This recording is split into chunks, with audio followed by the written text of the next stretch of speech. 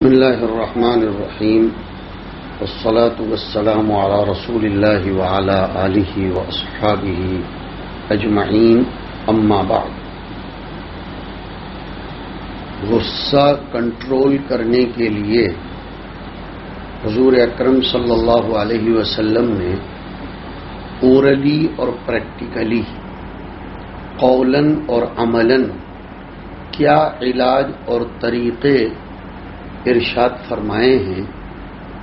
آج ہم اس سلسلے میں گفتگو کریں گے۔ یعنی جب انسان اپنی خلاف طبیعت، اپنی خلاف چاہت و منشا کسی کام کو ہوتا ہوا یا کسی کو کرتا ہوا دیکھے اور انتقام کے وقت وہ بے قابو ہو جائے، خون جوش میں آ جائے، اسی کیفیت کا نام غضب ہے۔ حضور صلی اللہ علیہ وسلم کا ارشاد گرامی ہے کہ اتقوا الغضب فإنه جمرۃ توقد فی قلب بنی آدم۔ غضب سے بچو کیونکہ وہ آگ کی ایک چنگاری ہے جو بنی آدم کے دل میں بھڑکا دی جاتی ہے۔ اس حدیث کو ترمذی نے اور امام احمد نے ذکر فرمایا ہے۔ چنانچہ اس کے علاج کے سلسلے میں ایک روایت پیش خدمت ہے۔ حضرت معاذ ابن جبل رضی اللہ تعالی عنہ سے مروی ہے، وہ فرماتے ہیں کہ دو شخصوں نے رسول اللہ صلی اللہ علیہ وسلم کے پاس آپس میں بد کلامی کی۔ ان دونوں میں سے ایک بہت زیادہ غضبناک ہو گیا،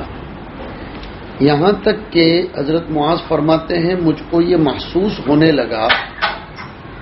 کہ غصے کی سختی کی وجہ سے اس کی ناک پھٹ جائے گی۔ یہ حالت دیکھ کر حضور اکرم صلی اللہ علیہ وسلم نے فرمایا، میں ایک ایسا کلمہ، ایک ایسا ورد، ایک وظیفہ، ایک دعا جانتا ہوں، اگر یہ شخص اس کلمے کو اور اس دعا کو پڑھ لے تو اس کا غصہ ختم ہو جائے گا۔ حضرت معاذ نے پوچھا، اللہ کے رسول وہ کون سا کلمہ ہے؟ حضور اکرم صلی اللہ علیہ وسلم نے جواب دیا کہ اس شخص کو چاہیے کہ یہ دعا پڑھ لے، اللہم انی اعوذ بک من الشیطان الرجیم، اللہم انی اعوذ بک من الشیطان الرجیم۔ یہ دعا اور یہ کلمہ اگر وہ پڑھ لے گا تو اس کے غصے کی کیفیت اور اس کا جوش، اس کا ہیجان طبعی اور انتقام لینے کا جو جذبہ اس کے دل میں پیدا ہوا ہے وہ ٹھنڈا پڑ جائے گا۔ یہاں اس حدیث شریف میں جو ذکر کیا گیا کہ حضور کے سامنے دو لوگوں کے درمیان کچھ تو میں چل رہی تھی، جھگڑا اور تکرار چل رہی تھی، حضور کی مجلس مبارک تھی یا ایسی جگہ ہے کہ وہ لڑنے والے حضور کو دیکھ رہے تھے اور آپ ان کو دیکھ رہے تھے؟ اصل میں آدمی جب غصے سے بے قابو ہو جاتا ہے تو اول فول بکنے لگتا ہے، اور جب وہ اول فول بکنے لگتا ہے تو چونکہ ایک عربی کے شاعر نے کہا ہے کہ انما جعل اللسان علی الفؤاد دلیلا، زبان کے کلمات پر دل کی کیفیات کا اثر ہوتا ہے۔ زبان اور گفتگو ترجمان بنتی ہے دل کے اندر چلنے والی باتوں کی۔ تو جب انسان غصے میں ان کنٹرول ہو جاتا ہے اور اول فول بکنے لگتا ہے تو گردن کی رگیں اور ناک کا اوپری حصہ پھول جاتا ہے اور اس کا چہرہ سرخ ہو جاتا ہے۔ غصے کا اثر زیادہ تر ناک پر زیادہ نمایاں ہوتا ہے، اسی لیے خصوصیت کے ساتھ اس کے پھٹ جانے کے تخیل کا تذکرہ فرمایا۔ اسی لیے اردو زبان میں، گجراتی وغیرہ میں بھی یہ کہا جاتا ہے کہ فلاں صاحب کا غصہ تو ہمیشہ ان کی ناک پر رہتا ہے۔ اور اس غصے میں چونکہ انسان کے کبر کو بھی دخل ہوتا ہے، آدمی غصے کی کیفیت میں تب بھی آتا ہے جب وہ اپنی ہی بات منانے کے چکر میں رہتا ہے اور اپنی ہی بات کو سامنے والے پر تھوپنے کے ارادوں کو لے کر چلتا ہے، اور ان سب کیفیات کا اصل منبع و سرچشمہ انسان کا کبر ہے۔ اور عربی کے شعراء نے کچھ اشعار میں اشارہ کیا ہے کہ لَكَ أَنْفٌ أَنْفَتْ مِنْهُ الْأُنُوفُ، کہ تیری ایک ناک ایسی ہے جس سے بڑی بڑی ناکیں اس کے سامنے جھکی ہیں، تو گھر میں نماز پڑھتا ہے، انت تصلی فی البیت وانفک فی السوق یطوف، یعنی تیری ناک پورے بازار میں طواف کرتی ہے، مطلب تیرا تکبر یہ بازار میں حکمرانی کرتا ہے۔ بہرحال غصے کی وجہ سے انسان کے چہرے پر بھی اثر پڑتا ہے، اور آج کل کی جدید طب نے بھی بتایا کہ غصہ، ٹینشن، ناراضگی اور انسان کی طبیعت کا ہیجان غضب یہ اس کے اندر ہائپر ٹینشن اختیار کر کے ہائی بلڈ پریشر کی شکل اختیار کرتا ہے، اور ہائی بلڈ پریشر میں کبھی اللہ رب العزت چاہتے ہیں کرم فرمائی کا کام لینا تو پھر نکسیر کے ذریعے سخت گرمی میں اس کی ناک سے خون بہہ جاتا ہے، اور اللہ نہ کرے، اللہ سب کی صحت کی حفاظت فرمائے،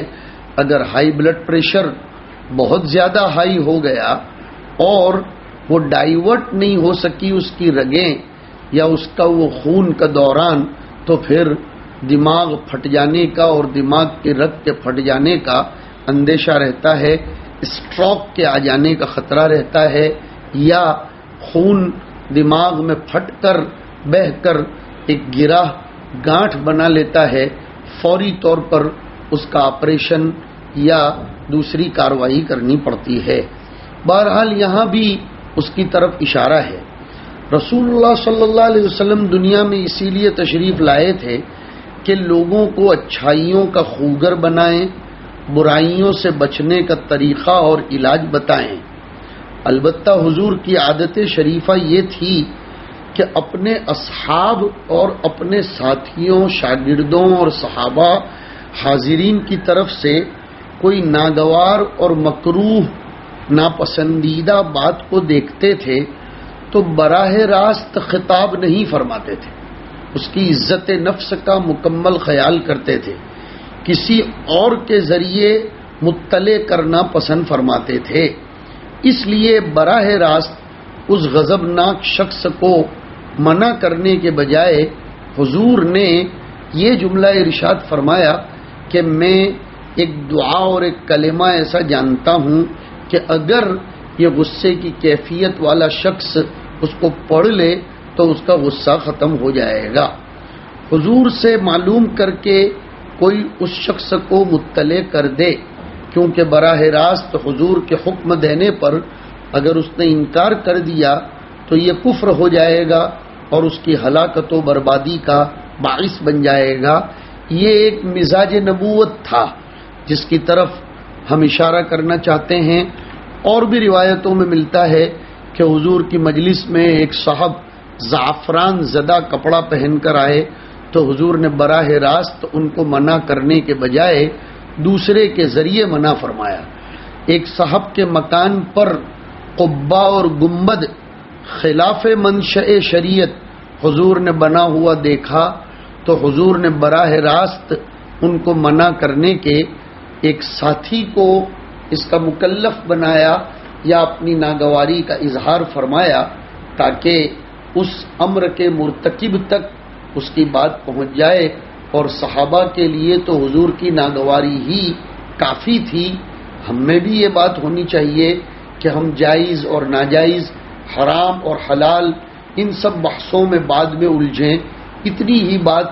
ہمارے تقوی کے لیے کافی ہے کہ شریعت میں یہ چیز ناپسندیدہ ہے، ہمارے اللہ کو اور ہمارے محبوب صلی اللہ علیہ وسلم کو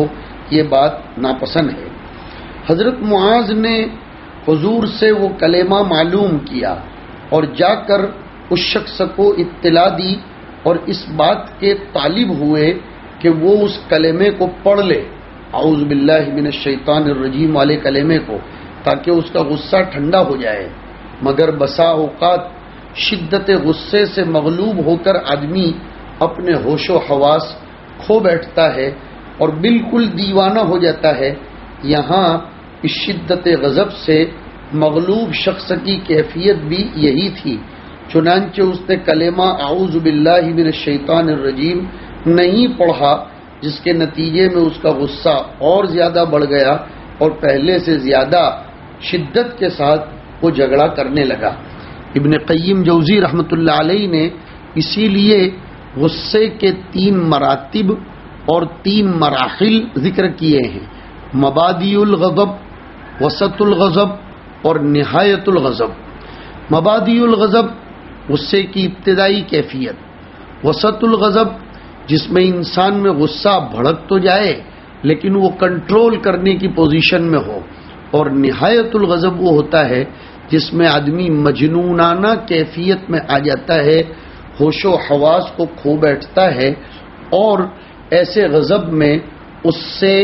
جن اعمال و اقوال کا صدور ہوتا ہے، بہت سے ائمہ کے یہاں وہ نتیجہ خیز اور اس پر کوئی حکم شرعی مرتب نہیں کیا جاتا۔ اس حدیث شریف میں اورلی طور پر غصے کو ٹھنڈا کرنے کا علاج بتایا گیا ہے کہ جب غصہ سخت آئے تو اعوذ باللہ من الشیطان الرجیم پڑھ لے یا اللہم انی اعوذ بک من الشیطان الرجیم پڑھ لے۔ اس سے ایک فلسفہ شریعت بھی پتہ چلتا ہے کہ غصہ دلانے میں اور غصے کی کیفیت کا ہیجان کرنے میں شیطان کو بہت بڑا دخل ہوتا ہے۔ اس کی وجہ کامن سینس والا آدمی سمجھ سکتا ہے کہ غصے کے آثار جو مرتب ہوتے ہیں اور پھر اس کے جو نتائج وجود میں آتے ہیں، جھگڑا، عداوت و بغض کا پیدا ہونا، اور پھر آپس میں کینہ، اور پھر طلاق وغیرہ کا وقوع، اور پھر قتل و غارت گیری، خون بہانا، یہ سب کے سب شیطانی چاہتے ہیں۔ اس لیے ہمیں غصے کے وقت اس کلمے کا ورد کرنا چاہیے۔ دوسری ایک روایت پیش خدمت ہے، حضرت سلیمان ابن سرد سے روایت ہے، وہ فرماتے ہیں کہ 2 شخصوں نے حضور صلی اللہ علیہ وسلم کے پاس گالی گلوچ کیا تو ان دونوں میں سے ایک کی آنکھیں سرخ ہو گئیں اور گردن کی رگیں پھول گئیں، تو حضور نے فرمایا میں ایک ایسا کلمہ جانتا ہوں کہ اگر یہ شخص وہ کلمہ پڑھ لے تو اس کا غصہ ختم ہو جائے، وہ کلمہ ہے اعوذ باللہ من الشیطان الرجیم۔ یہ سن کر وہ شخص بولا کیا تم مجھے دیوانہ سمجھتے ہو؟ پہلے والی جو حدیث ہے اس میں غصے کی بنا پر ناک پھولنے اور اس کے پھٹ جانے کے تخیل کا بیان تھا، اور اس روایت میں آنکھوں کے سرخ ہو جانے اور گردن کی رگ کے پھول جانے کا تذکرہ ہے۔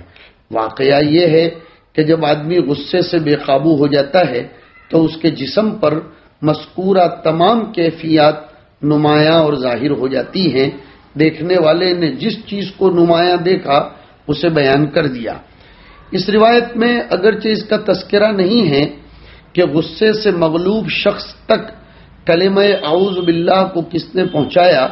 مگر قرین قیاس یہی ہے کہ حضور صلی اللہ علیہ وسلم نے براہ راست اس شخص سے کچھ نہیں کہا ہے، اور نہ ہی ہل ترا بی من جنون کا جملہ اس شخص نے حضور سے کہا، بلکہ صحابہ میں سے جس نے اعوذ باللہ پڑھنے کا اس کو حکم دیا ہے، مذکورہ جملہ اس نے اسی کو مخاطب بنا کر کہا ہے۔ امام نووی رحمۃ اللہ علیہ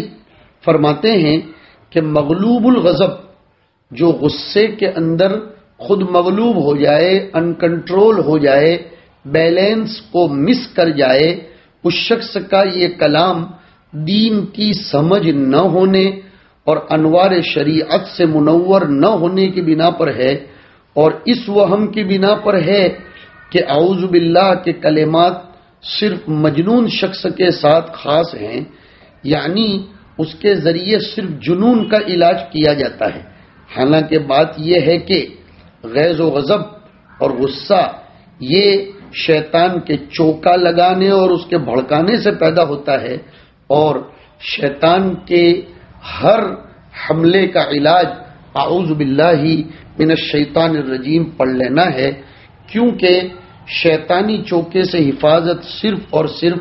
خدا کی پناہ میں پہنچ جانے سے ہی ہو سکتی ہے۔ اس بات کا بھی امکان ہے کہ کیا تم مجھے پاگل سمجھتے ہو، اس قول کا قائل کوئی منافق یا ایک دم ٹھوٹ قسم کا گنوار ہو اور کوئی دیہاتی ہو۔ غصہ جب اللہ تعالیٰ کے لیے نہ ہو تو یقینی بات ہے کہ وہ شیطان کے ورغلانے سے ہی ہوتا ہے، شیطان کے جھگڑے کروانے کی کیفیت سے ہی ہوتا ہے۔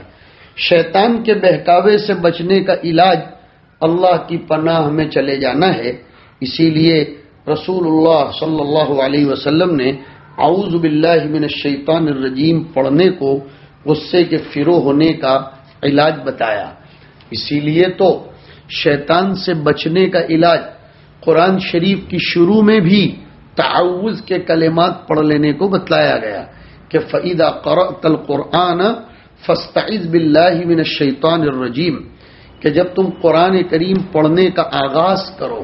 قرآن شریف پڑھنا چاہو تو چونکہ اب ذرا خاص توجہ دیں گے ہمارے سامعین کہ چونکہ قرآن کریم کی تلاوت کے ذریعے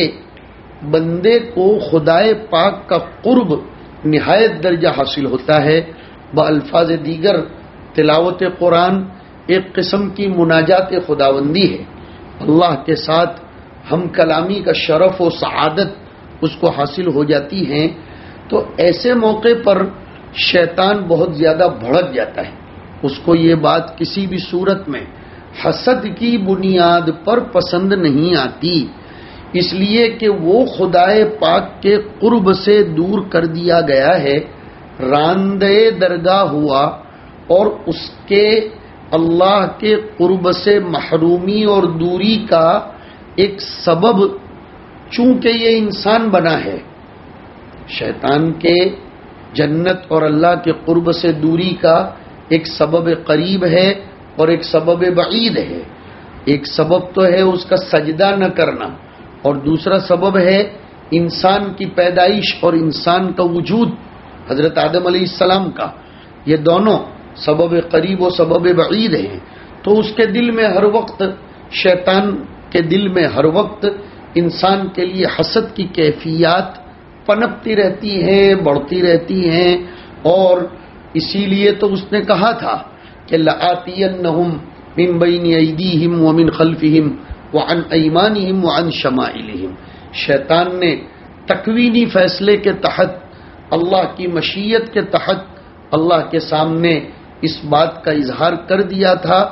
اور اس کا اختیار بھی اللہ نے ہی تکوینی حکمت کے پیش نظر دیا تھا کہ اس نے کہا تھا کہ میں انسانوں پر حملہ کروں گا، آگے سے بھی، پیچھے سے بھی، دائیں سے بھی، بائیں سے بھی۔ لَآتِيَنَّهُمْ مِنْ بَيْنِ أَيْدِيهِمْ وَمِنْ خَلْفِهِمْ وَعَنْ أَيْمَانِهِمْ وَعَنْ شَمَائِلِهِمْ۔ ہاں، اوپر سے نہیں کروں گا، اس لیے کہ اوپر سے شیطان کبھی بھی انسان پر حملہ نہیں کر سکتا۔ امام رازی نے لکھا ہے کہ اوپر سے چونکہ مسلسل تجلیات خداوندی اور انوار خداوندی برستے رہتے ہیں تو اس میں وہ آڑ نہیں بن سکتا ہے، اس لیے اوپر سے وہ حملہ نہیں کر سکتا، اور نیچے سے حملہ اس لیے نہیں کر سکتا کہ نیچے سے حملہ کرنے کے لیے اس کو جھکنا پڑتا ہے، اور تواضع اور جھکنا اس کی طبیعت میں دور دور تک کسی بھی صورت میں ودیعت نہیں کیا گیا ہے، جو بھی خدائے تعالیٰ کی حکمت ہو۔ اس لیے اس نے 6 جہاد میں سے 4 جہاد کا تو تذکرہ کیا ہے کہ من بین ایدیہم 1 ومن خلفہم 2 وعن ایمانہم 3 وعن شمائلہم 4، کہ میں انسانوں کو ورغلاتا ہوں آگے سے، پیچھے سے، دائیں سے اور بائیں سے، ولا تجد اکثرہم شاکرین۔ ایک جگہ اس نے یہ بھی کہا ہے شیطان نے کہ وَلَأُضِلَّنَّهُمْ وَلَأُمَنِّيَنَّهُمْ وَلَآمُرَنَّهُمْ فَلَيُبَتِّكُنَّ آذَانَ الْأَنْعَامِ۔ یہ شیطان ہے جو انسان کو ورغلانے کی اور اس کو بہکانے کی اور اس کو جھگڑے میں ڈالنے کی، اس کو معصیتوں میں مبتلا کرنے کی اور آپس میں خونہ مرکی کرنے کی، لڑانے کی انتھک کوشش کرتا ہے۔ اس کا اصل سبب شیطان ہی ہے. جیسے قرآن کریم نے شراب کے حرام ہونے کی وجوہات اور حکمتوں کی طرف اشارہ کرتے ہوئے فرمایا انما یرید الشیطان ان یوقع بینکم العداوۃ والبغضاء فی الخمر والمیسر ویصدکم عن ذکر اللہ وعن الصلاۃ. ویسے غصے کا حل بھی ہے کہ غصہ شیطان بھڑکواتا ہے، اور ایک روایت میں تو فرمایا ان الشیطان یجری من الانسان مجری الدم، کہ شیطان انسان کے اندر ایسے دوڑتا ہے جیسے کہ خون دوڑتا ہے. اس لیے حضور پاک علیہ الصلاۃ والسلام نے شیطان سے اللہ کی پناہ غصے کی حالت میں طلب کرنے کا انسان کو مکلف بنایا. تو اصل بات چل رہی تھی غصے کے باب میں، اس کے ضمن میں تلاوت قرآن کے وقت استعاذے کا فلسفہ بھی آ گیا کہ فَإِذَا قَرَأْتَ الْقُرْآنَ فَاسْتَعِذْ بِاللَّهِ مِنَ الشَّيْطَانِ الرَّجِيمِ. اور اتنی ضرور رحمت خداوندی ہے، عنایات ربانی ہے کہ جو لوگ تعوذ کے کلمات پڑھتے رہتے ہیں، اعوذ پڑھتے رہتے ہیں، اللہ کی پناہ طلب کرتے رہتے ہیں، تو پھر مس شیطانی تو ان کو کبھی ہو سکتا ہے لیکن تسلط شیطانی نہیں ہوتا. شیطان ان پر حاوی نہیں ہو سکتا. وہ ٹچ کر کے یا آزو بازو چکر لگا کے چلا جائے وہ امر آخر ہے. اس لیے اللہ نے کتنی زبردست بات ارشاد فرمائی کہ انہو لیس لہو سلطان علی الذین آمنوا وعلی ربہم یتوکلون. یہاں بہت زیادہ توجہ دیجئے، تھوڑی سی علمی بات ہے لیکن اللہ کرے کہ سمجھ میں آئے. اللہ نے فرمایا کہ انہو لیس لہو سلطان، شیطان کو تسلط، حاوی ہونے کی قدرت اور غالب آنے کی قدرت نہیں ہوتی ایمان والوں اور اللہ کی ذات سے متعلق اور متوکل رہنے والوں پر. ایک آیت میں یوں فرمایا ان عبادی لیس لک علیہم سلطان، میرے جو مخصوص بندے ہیں جن میں شان عبدیت ہے، تو چونکہ وہ تواضع کا پیکر ہوتے ہیں جن میں شان عبدیت ہوتی ہے، ان عبادی لفظ پر غور کرنا چاہیے، جن میں شان عبدیت ہوتی ہے وہ کمال تواضع سے متصف ہوتے ہیں. اور جب ان میں کمال تواضع ہوتی ہے تو وہ اپنی بات منوانے کے چکر میں نہیں رہتے، نفسانی خواہشات اور ہیجانی کیفیات سے وہ مغلوب نہیں ہوتے، بلکہ تواضع کے وظیفے سے اور تواضع کی صفت کے ذریعے ان میں ملکوتی کیفیت پیدا ہو کر وہ شیطان کو شکست اور مات دے دیتے ہیں. ہاں، اللہ کی حکمت کے پیش نظر اور ابتلاء کی جو سنت ہے، آزمائش کی جو اللہ کی سنت اور طریقہ ہے، اس کے ضمن میں فرمایا ان الذین اتقوا اذا مسهم طائف من الشیطان. تو مس شیطانی، شیطان کا ٹچنگ، یہ تو متقیوں کو بھی ہوتا ہے اور بڑے بڑے لوگوں کو ہوتا ہے شیطان کا ٹچنگ، لیکن شیطان کا غالب آنا اور اس کے اوپر مسلط ہو جانا، یہ نیک لوگ اللہ رب العزت ان کو اس سے بچا لیتے ہیں. یہ غصے سے بچنے کا اورلی علاج تھا. اب ایک پریکٹیکلی علاج بھی حدیث کی روشنی میں بتایا جا رہا ہے. حضرت ابو ذر رضی اللہ تعالیٰ عنہ فرماتے ہیں کہ رسول اللہ صلی اللہ علیہ وسلم نے ہم سے ارشاد فرمایا کہ جب تم میں سے کسی کو غصہ آئے اس حال میں کہ وہ کھڑا ہے تو چاہیے کہ بیٹھ جائے، پھر اگر بیٹھ جانے سے غصہ ختم ہو جائے تو ٹھیک ہے، بہت اچھا، ورنہ چاہیے کہ وہ لیٹ جائے. یہ علاج بالضد کے قبیل سے ہے. علاج کی دو قسمیں ہیں، ایک علاج بالضد اور ایک علاج بالمثل. ٹھنڈے کا علاج گرم سے،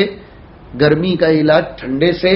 اور کبھی ٹھنڈے کا علاج ٹھنڈے سے، گرمی کا علاج گرمی سے. جیسے آپ دیکھتے ہوں گے کہ گرمی کے زمانے میں کچھ لوگ پیاس بجھانے کے لیے گرم گرم چائے پی لیتے ہیں، گرمی کا علاج گرمی سے ہو گیا. بہت سے لوگوں کو جب سردی ہوتی ہے تو ہمارے زمانے میں بچپن میں بڑے بوڑھے لوگ یہ کہا کرتے تھے کہ گرم گرم کڑھی پی لو. حالانکہ کڑھی تو ٹھنڈی ہوتی ہے لیکن ٹھنڈی کو ٹھنڈی مارتی ہے. دیویل یا ایرنڈی کا تیل یہ ایک چمچ میں گرم کر کے اس کو ناک میں ڈال دو، حالانکہ ایرنڈی تو ٹھنڈی ہے. یہ علاج بالمثل ہے. اور ایک علاج بھی ضد ہے، جیسے کہ آج کل گرمی کے موسم میں کچھ لوگ گرمی دبانے کے لیے ٹھنڈا شربت پی لیتے ہیں اور کچھ لوگ چائے پیتے ہیں، جیسے کہ بعض علاقوں میں افطاری کے وقت شربت کے بجائے چائے ہی پسند کی جاتی ہے۔ ابھی بھی گجرات کے علاقے میں بوڑھے لوگوں کو افطاری میں چائے ضروری ہے تاکہ پانی پیٹ میں جا کر کھانے کی جگہ کو کور نہ کر لے اور پھر کھانے کی کوئی جگہ باقی ہی نہ رہے، ایسی کیفیت نہ ہو تو وہ چائے پی لیتے ہیں۔ تو اس حدیث شریف میں علاج بھی ضد بتایا کہ قوت غضبیہ، غصے کی طاقت جو شیطانی وسوسے کی بنا پر مشتعل ہو جاتی ہے، بڑھ جاتی ہے، وہ اب انتقام کو چاہتی ہے۔ جب قوت غضبیہ بڑھتی ہے تو اس سے اب انتقام لینے کی کیفیت پیدا ہوتی ہے، اور یہ آگ کی خاصیتوں میں سے ہے، اور کھڑے رہنا یہ انتقام اور بدلہ لینے کے لیے معاون اور مددگار ہوتا ہے۔ کھڑے رہنے والا انتقام لینے کے لیے زیادہ پاور اپنے اندر پاتا ہے، اور انتقام لینے کے لیے کھڑے ہونے کی کیفیت معین اور مددگار بنتی ہے۔ اب اس کو توڑنا ہے، اس کو توڑنے کا طریقہ بتایا گیا کہ بیٹھ جاؤ۔ اس کی مخالفت علاج بھی ضد بیٹھنے سے ہوتی ہے، اس لیے کہ بیٹھ جانا فتنے کو دبانے اور جوش انتقام کو ٹھنڈا کرنے میں معین ثابت ہوتا ہے۔ نیز بیٹھ جانے سے انتقام لینے کا جذبہ بھی کمزور پڑ جاتا ہے، اور لیٹ جانے کی صورت میں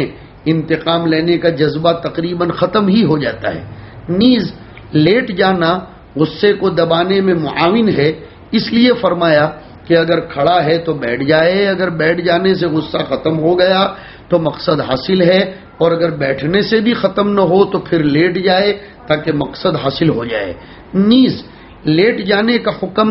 اس بات پر متنبہ کرنے کے لیے ہے کہ انسان مٹی سے بنا ہے اور مٹی میں تواضع کی صفت پائی جاتی ہے، لہذا انسان کے لیے تکبر مناسب نہیں ہے، بلکہ اسے تواضع اختیار کرنی چاہیے، اور ظاہر ہے کہ انسان جب تواضع اختیار کرے گا تو پھر لڑنے اور جھگڑنے اور غصے سے محفوظ ہو جائے گا۔ یہ ایک بہت بڑی نکتے کی بات ہے کہ انسان،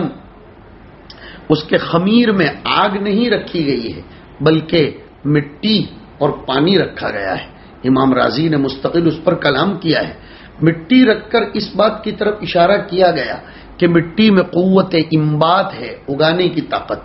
مٹی میں صفت امانت ہے کہ وہ ایک بیج لے کر رائے گا نہیں کرتی، بلکہ ایک بیج کو 700 بیج بنا کر آپ کی خدمت میں پیش کرتی ہے۔ مٹی میں خوشبو بھی ہے، مٹی میں تواضع بھی ہے، مٹی میں بہت سی صفات ہیں، ارزاق کا، اقوات کا وہ معدن اور منبع ہے۔ انسان کا قوت اور رزق مٹی سے متعلق ہے، اور جعلت لی الارض کلھا مسجدا وطہورا، وہ سجدہ گاہ اور طہارت گاہ، طہارت کا ذریعہ بھی ہے۔ مٹی میں بہت سی صفات ہیں، اس پر ابھی ہمیں کلام نہیں کرنا، لیکن آپ نے دیکھا ہوگا بہت کامن بات ہے کہ مٹی جب سر اٹھاتی ہے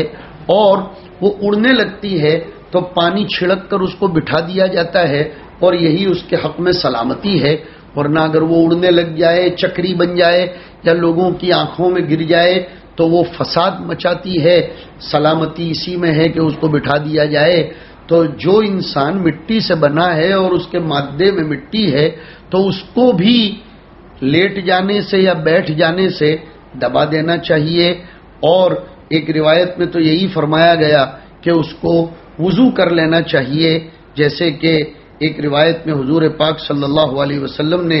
صاف ارشاد فرمایا کہ جب تم میں سے کسی کو غصہ آئے تو اسے چاہیے کہ وہ وضو کر لیا کرے،